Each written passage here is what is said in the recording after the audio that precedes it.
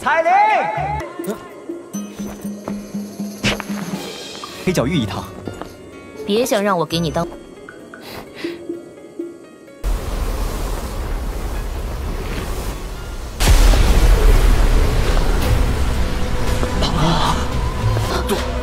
杜宗，这个女人，她怎么会出现在这儿？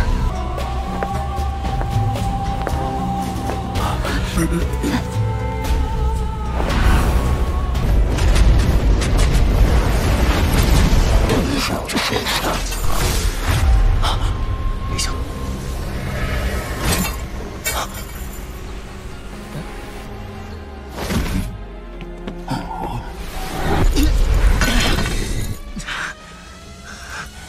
又要救我，又对我这么不客气，这要是这家伙突然出现，韩风这个混蛋现在恶心的。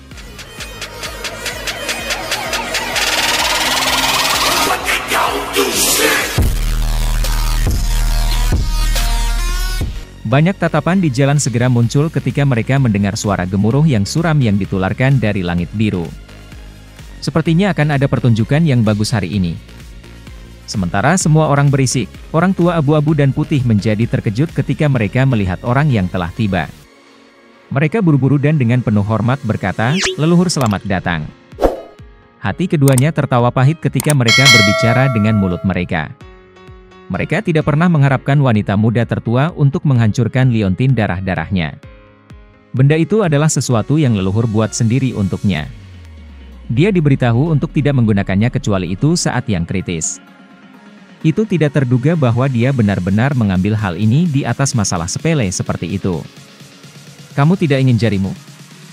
Dokter peri kecil samar-samar bertanya ketika dia melihat tindakan ini, wanita muda berseragam merah. Cukup banyak suara angin deras muncul selama penundaan ini. Dengan segera, lebih dari 10 sosok muncul di atas gedung-gedung di kedua sisi jalan. Semua orang ini dengan hormat menyapa pria tua berjubah biru pada saat mereka mengungkapkan diri. Setelah itu, mereka melihat situasi saat ini. Dengan beberapa pemikiran, mereka mengerti apa yang telah terjadi. Segera, salah satu dari mereka dengan dingin berteriak, "Nyali kamu benar-benar sangat bagus bagi kamu untuk berani menyerang anggota klan Luo kami di Horizon City." Seorang elit Douzong. Banyak seruan terdengar di jalan. Tatapan kaget segera melihat kembali ke wanita berpakaian polos. Ini adalah pertama kalinya mereka melihat seorang elit muda seperti Douzong.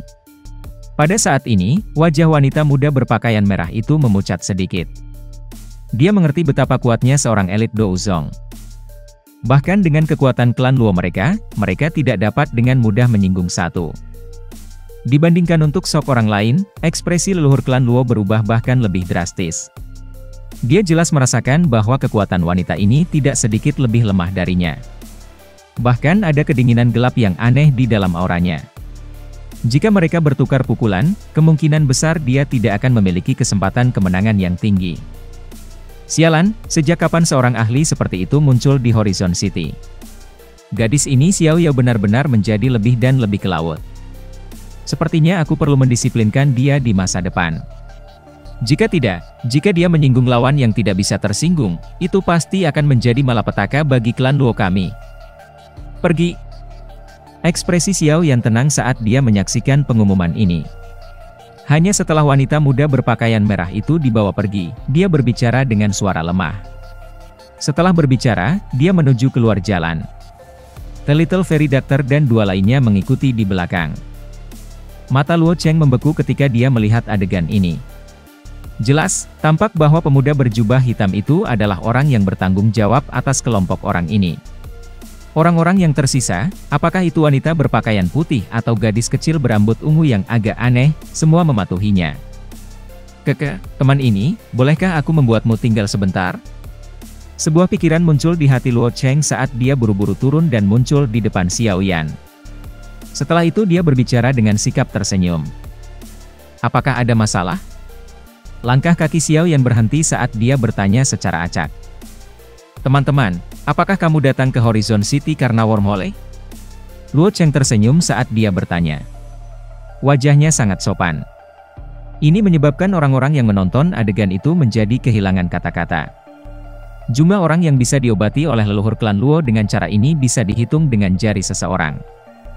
Xiao Yan merasa cukup terkejut bahwa klan Luo ini benar-benar mampu mengambil monster naga Scorpion naga sebagai balasan. Meskipun pangkat dari monster core ini adalah satu peringkat lebih rendah dari yang dia butuhkan, bagaimanapun juga itu adalah objek yang sama, tidak peduli bagaimana orang meletakkannya. Efek akhirnya mungkin sedikit lebih buruk karena itu peringkat yang lebih rendah, tapi setidaknya, jika mereka tidak dapat menemukan peringkat 7 Sky Poison Dragon Scorpion Beast, hal ini akan menjadi rumput penyelamat hidup terakhir. Setidaknya, dengan peringkat 6 Sky Poison Dragon Scorpion Monster Beast sebagai cadangan, mereka tidak akan berakhir dengan jalan buntu jika mereka benar-benar akhirnya mencapai tahap itu. Tatapan Xiao yang ditukar dengan si dokter peri kecil. Beberapa dari mereka menghabiskan sekitar setengah jam melewati setengah dari Horizon City sebelum plaza batu hitam yang menduduki sejumlah besar ruang muncul di pandangan Xiao Yan. Ukuran plaza sangat luas. Itu benar-benar dibangun menggunakan semacam batu hitam. Perasaan sulit yang samar terpancar dari kedinginannya. Pada saat ini, plaza telah ditutup oleh banyak penjaga klan Luo. Ada kekuatan spasial yang sangat kuat menyebar dari platform batu yang menjulang tinggi yang terletak di dalam plaza. Dengan Luo Cheng membuka jalan, kelompok Xiao Yan memasuki alun-alun tanpa penghalang. Setelah itu, mereka mengikutinya saat mereka berjalan di sepanjang tangga batu yang menjulang, perlahan naik. Beberapa menit kemudian, semuanya muncul di panggung rock. Platform rock ini secara tidak sengaja menempati tengah alun-alun. Ketika kelompok itu menyapu mata mereka, mereka mampu menyerap pemandangan dalam beberapa ratus meter dari plaza ke dalam mata mereka. Selain beberapa ahli dari klan Luo, saat ini ada dua orang tua yang tampaknya tidak menjadi anggota klan Luo yang berdiri di atas platform batu pada saat ini. Aura mereka berdua cukup kuat. Meskipun mereka kalah dengan Luo Cheng dan dokter peri kecil, mereka juga elit asli Douzong. Menurut tebakan Xiao Yan, mereka kemungkinan adalah pembantu yang diundang Luo Cheng. Kami tidak akan ditunda jika itu bisa diperbaiki dengan cepat. The Little Fairy Doctor memiringkan kepalanya. Setelah itu, dia perlahan melangkah maju. Saat kakinya bergerak, aura megah yang berada jauh di dalam tubuhnya sekali lagi tersapu seperti air banjir. Cha menggunakan orang lain di platform rock, selain Luo Cheng dan kelompok Xiao Yan, menjadi tercengang. Gadis ini sebenarnya juga seorang elit Douzong? Ini benar-benar luar biasa, tidak heran dia diundang oleh leluhur. Banyak anggota klan Luo di panggung rock tanpa sadar berseru dengan ekspresi berubah di wajah mereka, penuh dengan kejutan besar. Dibandingkan dengan mereka, yang dengan ekspresi paling malu adalah dua orang tua itu. Dengan kekuatan mereka, mereka bisa secara alami merasakan bahwa itu kemampuan dokter peri kecil sebanding dengan Luo Cheng setelah dia melepaskan auranya. Dia jauh lebih kuat dari mereka. Mereka segera mulai berseru dengan hati-hati di dalam hati mereka. Luo Cheng diam-diam mengejek dua orang di dalam hatinya ketika dia melihat rasa malu di wajah dua orang itu. Kedua orang ini sangat sombong. Selain para ahli yang lebih kuat dari mereka, sulit bagi siapapun untuk dilihat dengan benar oleh mereka. Kali ini, mereka kehilangan banyak wajah karena kecerobohan mereka. Apa kamu baik-baik saja? Xiao Yan dengan cepat bangun, tiba di samping dokter peri kecil, dan dengan lembut bertanya. Aye, aku hanya sedikit kelelahan. Itu tidak terlalu sulit untuk memperbaiki wormhole ini. The Little Fairy Doctor mengangguk sedikit dan tersenyum saat dia menjawab. Teman ini adalah remunerasi yang dijanjikan oleh aku yang lama. Luo Cheng melambaikan tangannya dan kotak batu giok terbang ke arah Xiao Yan. Xiao Yan secara acak menangkap kotak batu giok di tangannya. Dia membukanya dan monster berbentuk oval ungu merah inti muncul di matanya. Jari-jarinya menyentuh monster core dan merasakan kedekatan energi di dalamnya. Sesaat kemudian, Xiao Yan mengangguk. Meskipun dia belum pernah melihat monster inti dari monster Scorpion Dragon Poison Dragon, afinitas yang tercatat mirip dengan ini. Xiao Yan menyimpan kotak giok ke dalam storage ring miliknya. Hatinya juga menghela nafas lega. Tatapannya terlempar ke wormhole saat dia dengan lembut bertanya, bisakah wormhole digunakan sekarang? Seharusnya tidak ada masalah.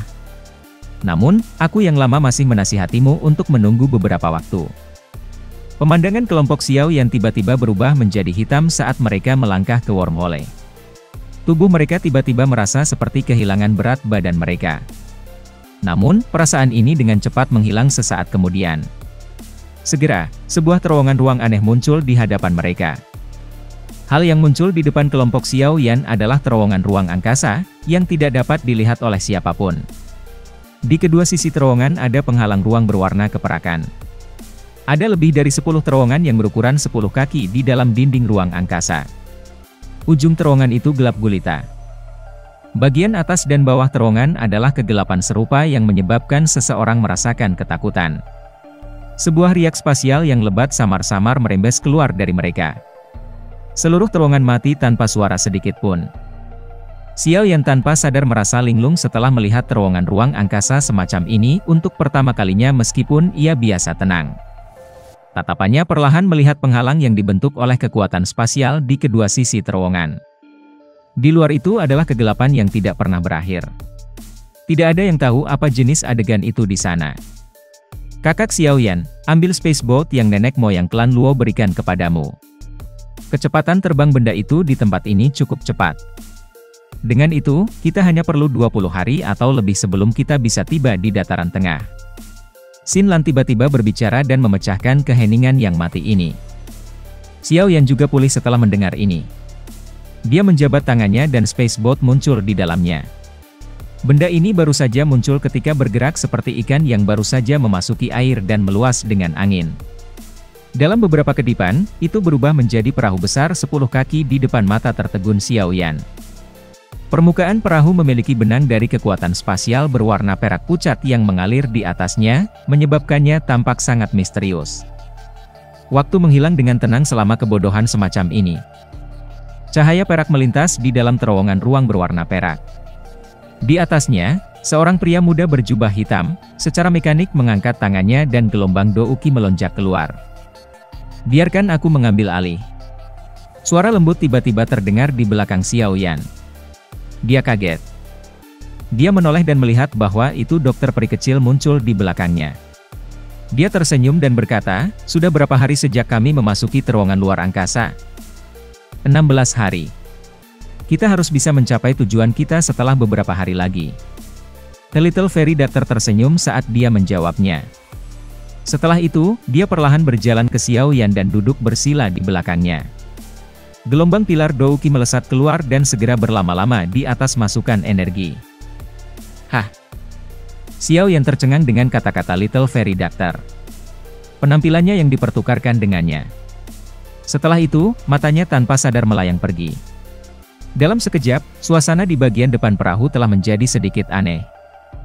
Atmosfer aneh semacam ini tidak bertahan lama sebelum itu rusak oleh guncangan kapal yang tiba-tiba. Xiao Yan dan dokter peri kecil terkejut. Mereka buru-buru mengangkat kepala mereka. Dengan wajah serius, mereka menemukan bahwa itu kedua sisi terowongan ruang angkasa tidak jauh di depan, di mana dinding terowongan yang terbentuk dari kekuatan spasial itu, telah menjadi jauh lebih lemah. Sepintas orang bahkan bisa melihat kegelapan di luar terowongan. Apa yang telah terjadi? Seruan terkejut terdengar dari dalam kabin. Xian dan Xin Lan buru-buru berlari keluar. Dengan sapuan tatapan mereka melihat dinding ruang yang jauh lebih lemah. Hal yang muncul di depan kelompok Xiao Yan adalah badai yang terbentuk dari kekuatan spasial berwarna perak. Ruang badai. Xin Lan bergumam pada dirinya sendiri. Ekspresinya menjadi lebih pucat saat dia menatap badai berwarna perak yang mengamuk di dalam terowongan. Tak disangka bahwa itu hal sial ini masih muncul. Apakah ini ruang badai? Itu memang cukup mengerikan. Kekuatan spasial yang kuat seperti itu adalah sesuatu yang bahkan seorang elit Douzong akan kesulitan menampilkan. Mata Xiao Yan menatap tajam pada badai berwarna perak, itu seperti ular piton yang sangat besar, sambil perlahan berbicara. Apa yang kita lakukan sekarang? Alis Little Fairy Doctor itu vertikal saat dia bertanya. Perahu luar angkasa baru saja memasuki badai ketika tubuh perahu mulai bergetar.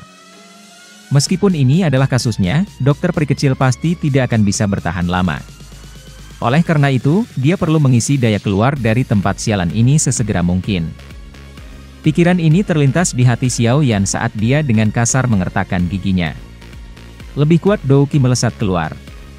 Kecepatan perahu luar angkasa secara bertahap meningkat sampai batasnya. Benang-benang gaya tata ruang berwarna perak pudar berkelap-kelip berulang-ulang seperti cahaya. Angka kecil perahu luar angkasa itu tidak signifikan dalam badai luar angkasa besar. Roh kondensat. Seruan yang jelas ditularkan dari mulut Xian. Cahaya ungu yang cerah melesat dari atas kepalanya. Agak teraglomerasi dan membentuk roh binatang misterius yang sangat besar. Karena cahaya ungu Xian yang terlalu terang, sulit untuk melihat dengan jelas penampilan roh binatang itu. Roh binatang berwarna ungu ini baru saja muncul ketika ia mengeluarkan suara gemuruh jiwa ke arah langit. Suara itu berubah menjadi gelombang sonik berwarna ungu pudar yang berulang kali menyebar ke segala arah, menekan kekuatan sobekan dari badai angkasa. Tekanan dokter peri kecil segera dikurangi dengan bantuan Xian. Wajah cantiknya tegang saat dia mengalihkan perhatian untuk dengan cepat memperbaiki pithon energi raksasa yang telah hancur oleh kekuatan robek angkasa. Wajah Xiao Yan sedikit berkurang saat dia merasakan perahu yang agak lebih tenang. Suara gembira Xin Lan sama seperti tonik jantung sementara semua orang mengatupkan giginya dan bertahan. Xiao Yan mengangkat kepalanya dan benar-benar melihat lingkaran cahaya berwarna perak tiba-tiba muncul di kegelapan yang jauh. Tempat itu adalah pintu keluar Wormhole. Mengaum. Auman rendah ditularkan dari tenggorokan Xiao Yan. Banyak pembuluh darah muncul di wajahnya dengan cara yang ganas, tampak seperti cacing tanah. Jade Green Douki dengan liar menuangkan ke bagian dalam perahu seperti nyala api, menyebabkan kecepatan perahu luar angkasa meningkat sedikit. Kecepatan perahu luar angkasa baru saja ditingkatkan ketika kekuatan isap yang dipancarkan dari badai melambung tinggi. Dalam sekejap, keduanya berakhir dengan jalan buntu. Badai luar angkasa besar perlahan bergerak menuju kelompok Xiao Yan. Kecepatan sudah mencapai maksimumnya. Mata Xiao Yan berubah menjadi merah terang. Bajingan! Wajah Xiao Yan memerah. Uratnya berulang kali berdenyut. Sayap tulang di punggungnya mengepak dan tubuhnya sekali lagi muncul di ekor kapal luar angkasa. Dia menjerit marah ketika lengannya mendorong perahu. Angin liar ditembakkan sebelum dengan keras mendorong perahu. Orang bisa melihat kapal ruang angkasa berubah menjadi cahaya perak yang ditembak keluar. Siu! Kekuatan tata ruang berwarna perak setinggi 30 kaki melesat melewati kepalanya seperti ular perak. Setelah itu menghantam pintu keluar, menyebabkan cahaya perak melonjak liar. Di tengah-tengah dataran hijau yang subur adalah tanah terbuka yang penuh dengan pecahan batu. Tanah di tengah-tengah tanah terbuka dipenuhi dengan banyak segel misterius. Setelah mendarat, dokter peri kecil itu buru-buru bertanya. Hatinya tiba-tiba menjadi dingin ketika dia melihat sosok akrabnya tidak bersama mereka. Pada saat ini, Xian sekali lagi kembali ke penampilan seorang gadis kecil. Namun, ekspresinya sangat pucat saat ini. Matanya yang seperti permata menatap tempat di mana lingkaran cahaya berwarna perak telah menghilang.